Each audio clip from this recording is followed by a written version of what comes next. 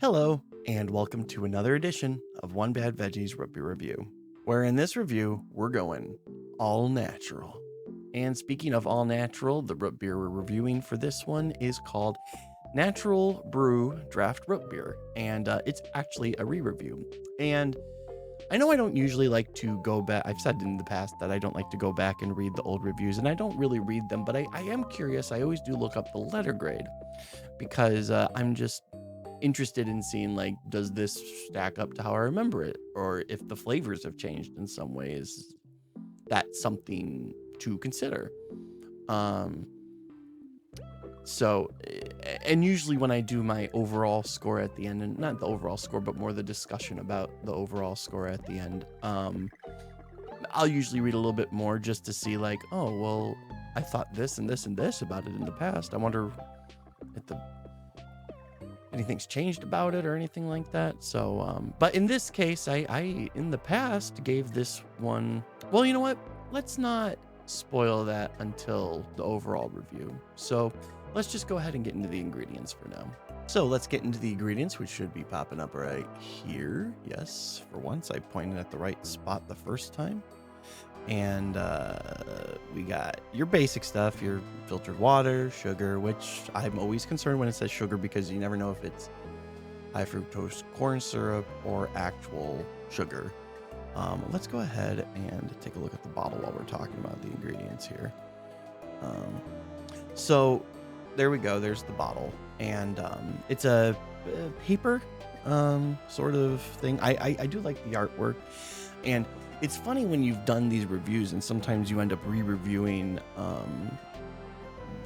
the root beers that you have, and the labels completely changed, companies completely changed. This one is the same exact one that I remember doing, like, probably over 10 years ago. But anyway, so back to the ingredients. The things that I find interesting about it is you have the bourbon vanilla extract. Now, I don't know if any of you guys have ever had bourbon vanilla extract or bourbon vanilla flavored stuff. Let's go ahead and switch the camera back over here. But they, I find bourbon vanilla to be a very good flavor. I like bourbon vanilla quite a bit. It's I think it's better than just a normal vanilla. I've had it in a few different desserts that say it's like a bourbon vanilla, and I think it's just a superior version of vanilla. So that's already kind of exciting as it is. Another ingredient on there was anise and licorice, and you know how I feel about anise and licorice. It's not my favorite flavor profile, but maybe it being lower down on the list means that it doesn't overpower it. We'll see. Birch oil I find kind of interesting because, you know, I don't review birch beers, but you know, having a little bit of birch beer in your root beer, that's interesting. And then at the bottom, wintergreen, which is wintergreen's a pretty common flavor that you add to root beers. I think usually when you have a more like anise heavy root beer, the wintergreen kind of complements it, almost gives it, no, I don't want to say like a minty flavor, but something, it gives it a little bit of a kick, a little bit that's kind of minty in flavor, I guess. It's not usually super overpowering, but it usually is more complimentary in a more anise or licorice heavy root beer. So we'll see how it goes as far as that goes. But so let's go ahead and crack it open and get ourselves a little sniff. All right, I got the bottle here. Let's go ahead and open it up. Ooh, nice little snap there. Go ahead and...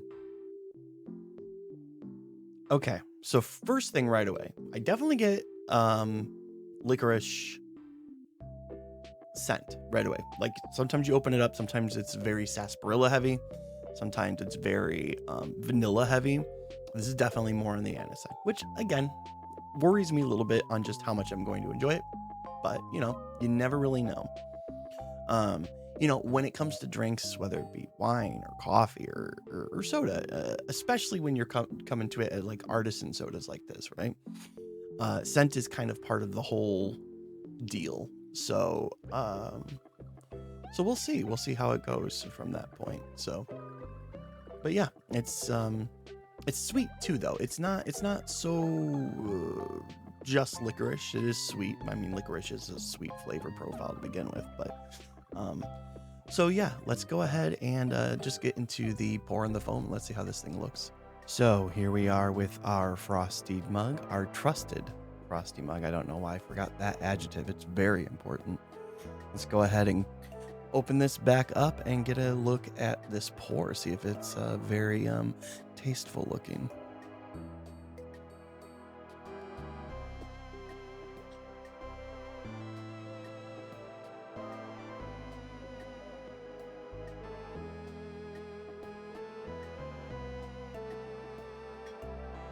So I see you got a little bit of foam there, kind of growing. Let's go ahead and look back over here. Foam's still there. Let's get a taste. Barely there, but I did get a little bit. It is, let's go ahead and get a little bit more on camera here. The foam, there's a lot of flavor to it. It's complicated. Definitely can kind of feel like the wintergreen licorice definitely stands out. Foam's all gone. So as far as being something with a long-lasting foam that's really picturesque, it's not great for that. But definitely has a complex flavor. I don't know how else to put it. It'll be really interesting. And that's just the foam. Like it's sometimes you get these foams that really kind of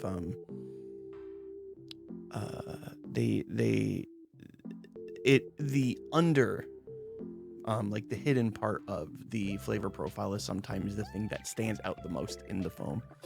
And if that is true, then maybe I can be a little bit more excited, because honestly I think that the hint of anise and wintergreen that I was getting in the foam, I would hope that is what it is that it is the bottom layer of the flavor or something. I can't think of the word I'm thinking of right now, but that it is the undertone flavor of the brew. So let's go ahead and let's just go ahead and get into the taste test. All right, we got our mug here, bottoms up. So what to say about this flavor? It is unique. I will say that to begin with. It is not it's definitely root beer. It does kind of slide a little bit into where I start complaining about how it almost tastes more like a cola than it does a root beer, but not quite as bad as the other ones do. And I don't dislike it. It's got an interesting, it's complex. I don't know how else to put it. It's very, I don't know how to put it. Okay, so let's just talk about, the fact that sarsaparilla and root beer are both based around roots, like these plants, the sarsaparilla plant, and if you ever had sarsaparilla, it does kind of feel like an earthier version of root beer, earthier flavor of it. And this kind of has that a little bit. And I think that's also kind of that cola flavor that I'm kind of getting from it is also part of that. It's called natural brew, right? So maybe that's kind of what they're going for. This almost tastes like I don't know how to put it. Earthy's the only way I can think of how to put it, which is a weird description for a root beer, but like I said, this is also a very unique flavor of root beer. But the really interesting part is it's undeniably root beer. It still tastes like a root beer, and I'm going with the aftertaste right now. The aftertaste is pretty good. It's I think it's that bourbon vanilla is what I'm kind of tasting on the back end. The anise, the licorice flavor wasn't super overpowering. It's very interesting because I can say that it is definitely the flavor that stands out in front, but it's the vanilla and even the wintergreen, and even probably maybe it's the birch that's giving it that earthy, the birch oil that's giving it kind of that earthy tone. But it all balances well so that nothing is super overwhelming. Like I said, it really is, where normally I don't like something that's super licorice flavored, even though this is definitely pointing towards that. It is the upfront flavor. I don't think it's bad in this case. I think it's mixed in well. So yeah, I'm gonna take a minute to think about this one, and we'll come back and give it a score. So I said before I was gonna take a look at the former review and see if my mind's changed about it at all, and I don't think it has. Some of my opinions are a little different on what I was getting, but the one thing that I did notice between both reviews was that I mentioned that you can taste all the flavors, but none of them overpower any of the others, and I think that still remains true with this. I did notice that the head on the foam on the older one was much taller, so perhaps this is just maybe an older bottle that's maybe lost a little bit of its fizz, but the flavor is still very similar to what I thought. I didn't notice that it was like undercarbonated or anything either, so who knows why that would happen. But anyway, doesn't matter because this is a new review. So, but the one thing that hasn't changed from that review to this one is that I am going to give it a B. I think it is good. It's very good even. I'm not giving it an A because I wouldn't rank it up there with some of my favorites, right? I think it's very interesting in its uniqueness, but the things that I find, in a way, I almost would describe it as almost more like interesting than something that I would really like to drink all the time, but that by no means does that mean that I wouldn't drink it again. I think it's very good. I just don't put it up in the upper echelons or anything like that, but I wholeheartedly recommend it at the same time, especially if you're into trying like different kind of tasting root beers and stuff like that, because I think this is one that has a unique flavor and it's still very good. So yeah, B. So I am recording this one on New Year's Eve, and I